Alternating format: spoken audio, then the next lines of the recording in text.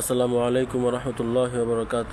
সম্মানিত দর্শক শ্রোতা, কাবার সম্মানার্থে কাবার দিকে পা রেখে ঘুমানো এটা নিষেধ, কিন্তু আমরা ভুলক্রমে এই মাসালাটাকে, এই হুকুমটাকে শুধুমাত্র আমরা বড়দের ক্ষেত্রে প্রয়োগ করি।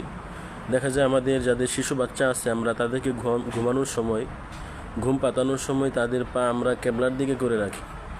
এই হুকুমটা যেভাবে বড়দের জন্য, ঠিক তেমনিভাবে ছোটো বাচ্চা, শিশু বাচ্চা যারা আছে তাদের জন্য একই হুকুম।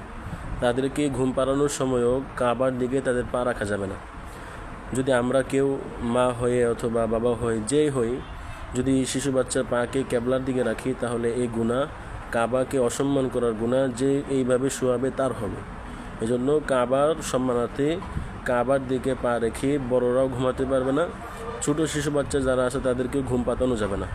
আল্লাহ তাআলা আমাদের সকলকে আমল করার তৌফিক দান করেন, আমিন। ওয়া আখিরু দাওয়ানা আলহামদুলিল্লাহি রাব্বিল আলামিন।